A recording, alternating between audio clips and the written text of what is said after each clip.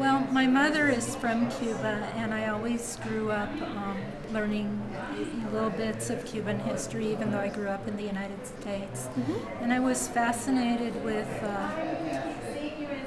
as I learned about Rosa la Bayamesa, the historical figure that the book is about, as I learned about the choices that she made to have been born as a slave and then during 30 years of war to make the choice to heal people using wild plants as medicine, to hide in jungles and in caves in the wilderness instead of trying to go to a place of safety, but to make this sacrifice that nurses do make, whether they're in a modern hospital or out in the jungle, to stay and help others instead of just trying to take care of themselves.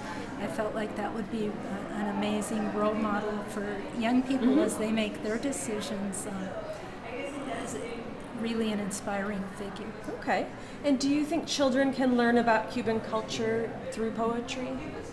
I think you can learn about anything through poetry. It's just a different way of storytelling.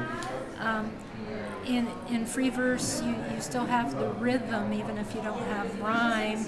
And so there's a very traditional aspect to storytelling in a rhythmic form, in a poetic form. If you think about it, that tradition goes back thousands of years to pre-literate cultures.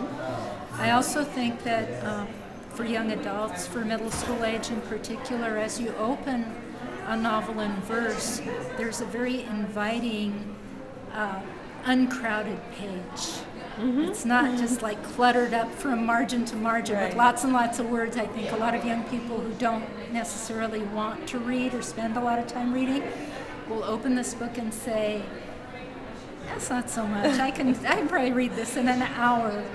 And yet it's still mature subject matter and certainly mature emotional matter, so they're not reading a baby book, even though it is an uncrowded page. Interesting.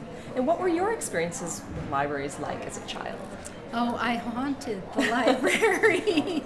I went to the library all the time. My mother would take me, and I would just bring stacks and stacks of books. I actually, as a small child, I was not allowed in the adult section. The library itself, the public library, had a rule that children weren't allowed in the adult section, and I would always sneak in there to read the travel books because I loved looking at pictures of different parts of the world. And I still do. Right. And now I sneak into the children's section. Do you think it's important for parents to introduce their children to libraries? Oh, yes. And I see it being a very popular place. The public libraries near my home are really kind of a community center. They're really lively. They're not quiet anymore, but they're very lively and crowded. Very busy. And what do you think that children can get out of libraries that they can't get elsewhere? Oh, books. I think the physical experience of holding a book. I don't think that it's a coincidence that a book is door-shaped. I really think when you open it, there's the feeling of stepping through a door. Right. And I don't think you get that on a flat screen in the same way of kind of entering this other world. And when did you first come up with the idea of writing your book, The Surrender Tree?